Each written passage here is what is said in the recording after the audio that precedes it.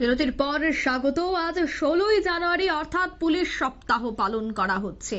আর police সপ্তাহ অনুষ্ঠানে আজ উপস্থিত ছিলেন রাজ্যের মুখ্যমন্ত্রী ডক্টর মানিক সাহা। আগরতলা অরুন্ধতী নগর পুলিশ গ্রাউন্ড মাঠে এই অনুষ্ঠানটির আয়োজন করা হয়েছে। এছাড়া উপস্থিত ছিলেন পুলিশের মহানির্দেশক অমিতাভ রঞ্জন সহ অন্যান্যরা। একাধিক প্রদর্শনী আজ করা হয়েছে।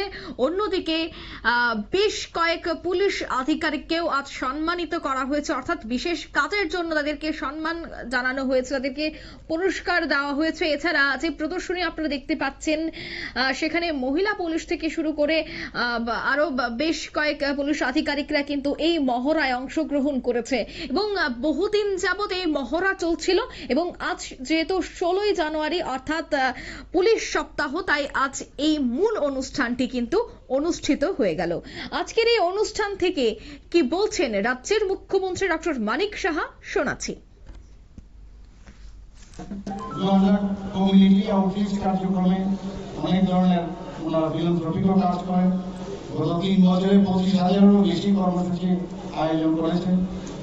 এই কর্মসূচিগুলি প্রায় 5.5 লাখ ও তার থেকেও বেশি লোককে এর মধ্যে যুক্ত করা হয়েছে।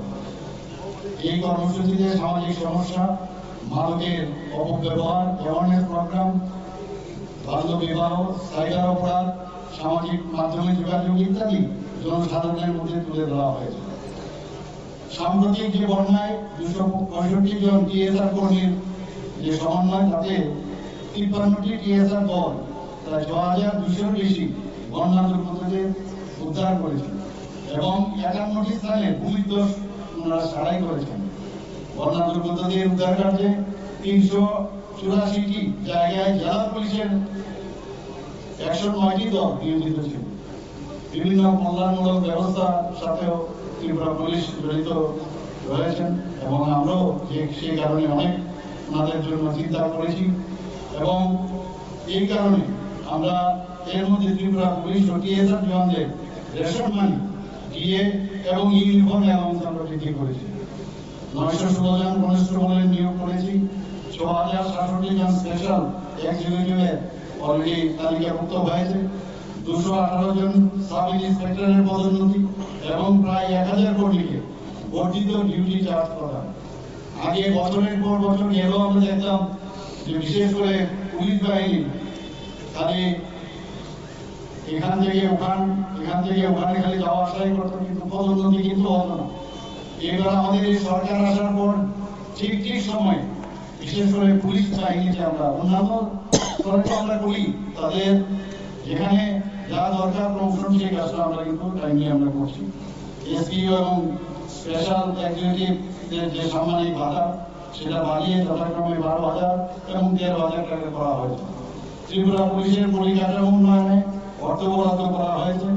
রাজ্য সরকার এবং ত্রিপুরা পুলিশ উভয়ই একটি সার্বিক স্বাস্থ্য বীমা প্রকল্প গ্রহণের উদ্যোগ প্রক্রিয়াধীন রয়েছে। কিন্তু এর আগে আমাদের ডিজিপি সাহেব বলেছেন যে ওনাদের তরফ থেকে একটা স্বাস্থ্যের যে ব্যবস্থা সেটা ওনারা কিভাবে স্বাস্থ্য পরিষেবার যে আর্থিক সুবিধা সেটা ওনারা করছেন। আমরা প্রশিক্ষণের ক্ষেত্রে নতুন 3টি ফৌজদারি আইনের বিষয়ে ত্রিপুরা পুলিশের প্রায় 5,000-এর বেশি পুলিশ কর্মীকে আমরা প্রশিক্ষণ দিয়েছি। এছাড়াও নতুন যে 2টি ব্যাটালিয়ন প্রশিক্ষণ সম্পন্ন হয়েছে, এর মধ্যে 137 জন মহিলা জওয়ান রয়েছে। দিল্লি এবং ছত্তিশগড়ে 2টি টিএসআর ব্যাটালিয়ন মোতায়েন রয়েছে। পুলিশ ট্রেনিং সেন্টার উল্লেখযোগ্য প্রশিক্ষণ কাজের জন্য মাননীয় স্বরাষ্ট্রমন্ত্রী প্রবিলাপ করেছেন। সম্প্রতি আগরতলা উত্তর পূর্বাঞ্চল যে বছরের প্ল্যানারি 72nd প্ল্যানারি সেশন অনুষ্ঠিত হয়, সেখানেও ত্রিপুরা পুলিশ নিরাপত্তার বিষয়ে যেখানে কথা হয় সেখানে কিন্তু ওনারা এই বিষয়টি সুনিশ্চিত করেন।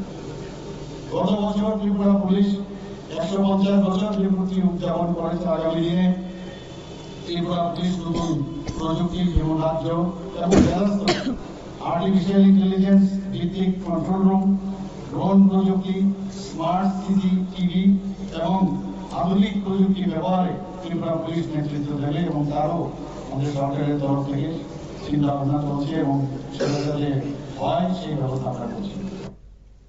আপনারা শুনলেন মুখ্যমন্ত্রীর বক্তব্য। রাজ্য পুলিশ সপ্তাহ পালনে আমরা দেখেছিলাম আগেই তোড়জোড়, বিশেষ করে আরক্ষা দফতরের কর্মকর্তাদের কাছে এই পুলিশ সপ্তাহ যথেষ্ট তাৎপর্যপূর্ণ। অন্যদিকে রাজ্যের মুখ্যমন্ত্রী আজ বক্তব্য রাখতে গিয়ে রাজ্য পুলিশ এবং টিএসআরদের জন্য যে ফেসিলিটিস গুলি নিয়ে এসেছে বর্তমানে সেই বিষয়গুলি নিয়ে আলোচনা করেছে। পুলিশ গ্রাউন্ডে এদিন কুচকাওয়াজ এই অনুষ্ঠানটি শুরু হয়েছিল মহড়ায় থেকে শুরু করে, এবং আজ মূল অনুষ্ঠান পর্যন্ত রাজ্য পুলিশের মহানির্দেশকের উপস্থিতি ছিল।